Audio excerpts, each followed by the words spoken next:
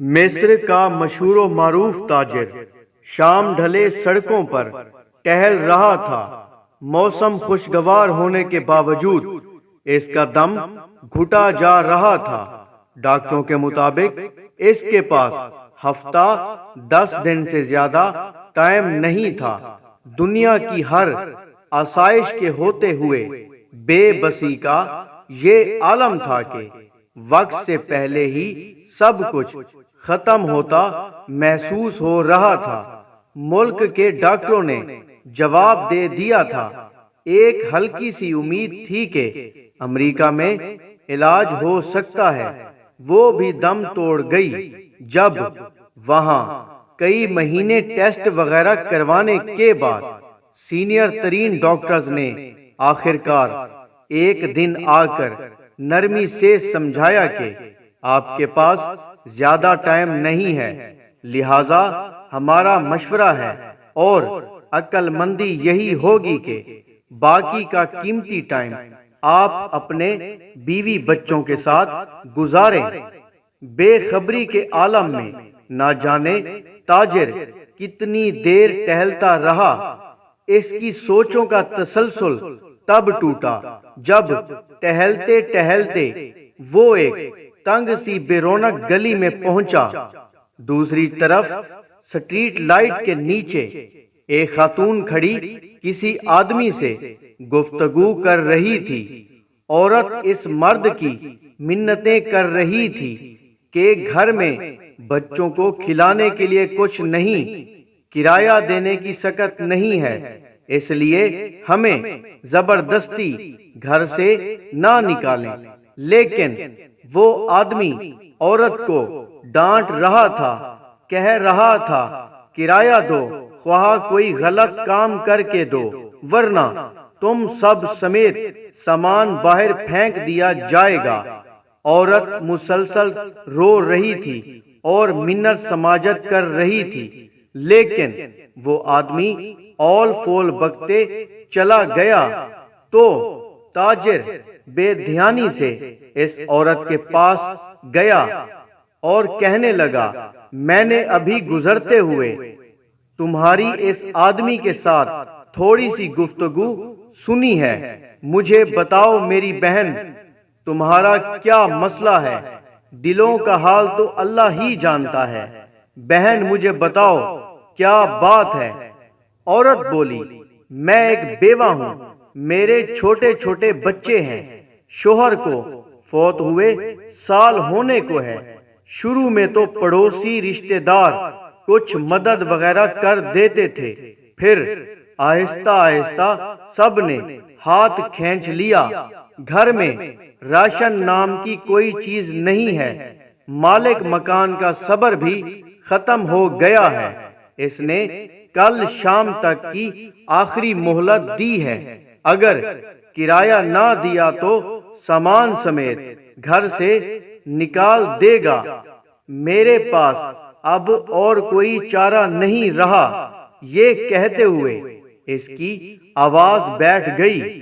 اس نے بھی جلدی سے دوسری طرف مڑ کر بہانے سے اپنے آنسو صاف کیے، پھر مڑ کر جلدی سے بولا، بس بس ٹھیک ہے بہن، کوئی بات نہیں، اور اپنی جیبوں میں ہاتھ ڈالے تو پتا چلا کہ جیبوں میں جو رقم ہے وہ نہ ہونے کے برابر ہے، کیونکہ جس عالم میں وہ نکلا تھا اسے تو ہوش ہی نہیں تھا۔ اس نے خاتون سے کہا، فی الحال یہ رکھو اور مجھے اپنا ایڈریس بتاؤ، فکر کرنے کی کوئی ضرورت نہیں ہے، اپنے گھر جاؤ، انشاءاللہ سب ٹھیک ہو جائے گا۔ خاتون بے یقینی کے انداز میں اس کی طرف دیکھ رہی تھی، جیسے سوچ رہی ہو کہ اس پر بھروسہ کرنا چاہیے یا نہیں۔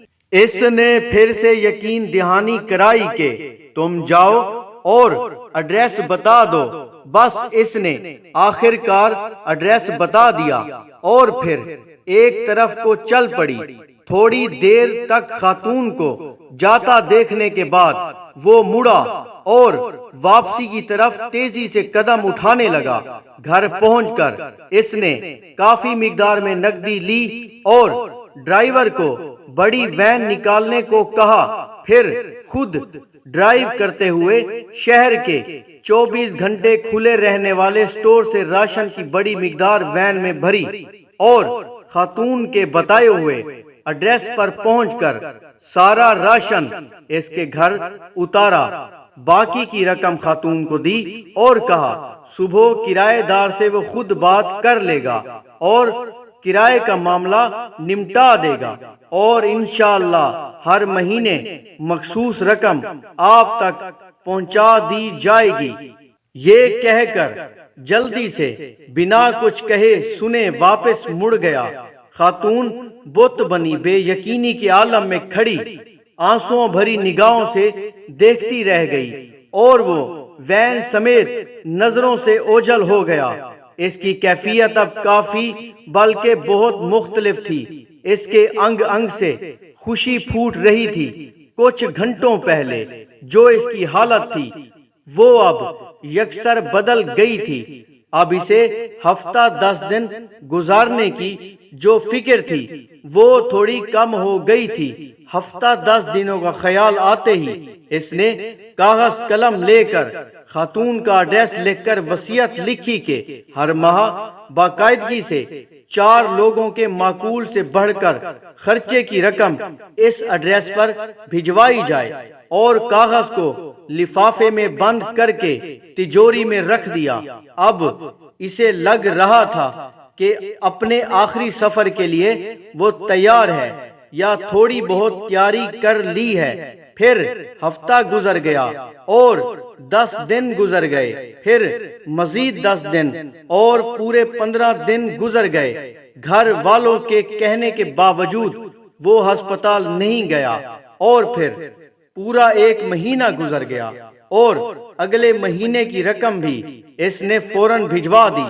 پھر ایسے 1 مہینہ کرتے پورا سال گزر گیا اور وہ معمول کے مطابق رقم بھجواتا رہا۔ پھر 5 سال، پھر 10 سال گزر گئے اور پھر پورے 20 سال گزر جانے کے بعد ایک رات وہ معمول کے مطابق تہجد کے لیے اٹھا، وضو کر کے تہجد شروع کی اور سجدے میں دعا کرتے کرتے اس کی سانسیں ختم ہو گئی۔ اس جہان فانی سے سجدے کی حالت میں رخصت ہو گیا۔ یہ سچا واقعہ یہاں ختم نہیں ہوتا، اصل خلاصہ تو اب آنے والا ہے۔ گھر والے جب صبح اٹھے تو ان کو سجدے کی حالت میں مردہ پایا۔ افسوس کے ساتھ گھر والوں کو اس بات کی خوشی سی بھی تھی کہ اچھی اور مبارک موت ہوئی ہے۔ خیر، تکفین و تدفین اور دیگر انتظامات کے بعد اولاد کا تجوری اور وصیت کھولنے کا وقت آیا تو وہ بند لفافہ بھی نکل آیا جو کم از کم 20 سال پہلے کی تاریخ کا ان کے والد کے ہاتھ کا لکھا ہوا تھا، اور اس کا مطلب تھا اس لکھے گئے ایڈریس پہ 20 سال سے رقم دی جاتی رہی ہے۔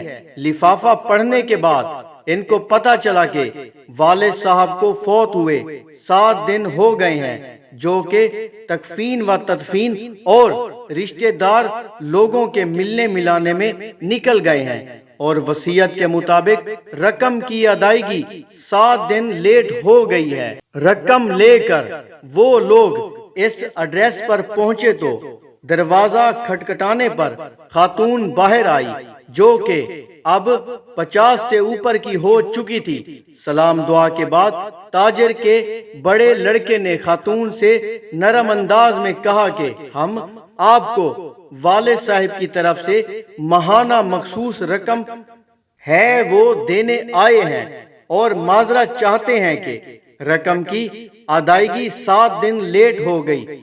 وہ اصل میں خاتون جلدی سے بولی، ارے نہیں، کوئی بات نہیں، آپ کے والد صاحب کے ہم پر بہت احسانات ہیں، آپ لوگ میری طرف سے والد صاحب کو بہت بہت شکریہ کہنا اور انہیں بتائیے گا کہ ہم ہمیشہ انہیں دعاؤں میں یاد رکھتے ہیں اور رکھیں گے، اور میری طرف سے آداب کے ساتھ انہیں بتائیے گا کہ اب انہیں رقم بھیجنے کی ضرورت نہیں ہے۔ بیٹا حیرانگی سے بولا، کیوں نہیں ہے ضرورت رقم کی؟ خاتون نے خوشی کے آنسوں میں ملی آواز میں جواب دیا، اللہ کے فضل سے مہینہ پہلے میرے بڑے بیٹے کی ملازمت لگی تھی اور 7 دن پہلے ہی بیٹے کو اس کی پہلی تنخواہ ملی ہے۔ خاتون روانی میں پتہ نہیں کیا کیا بولے جا رہی تھی، جبکہ لڑکوں کے کانوں میں خاتون کا یہی جملہ اٹک کر رہ گیا، 7 دن پہلے ہی میرے بیٹے کو اس کی پہلی تنخواہ ملی ہے۔ بے شک جہاں سائنس فلاب ہو جاتی ہے، اللہ اپنی موجودگی کا احساس اس طرح دلواتا ہے۔ ایک اور سٹوری کے ساتھ ملتے ہیں۔ آپ چینل کو سبسکرائب کرنے کے بعد گھنٹی کو ضرور دبائیں تاکہ ہمارا رابطہ بنا رہے۔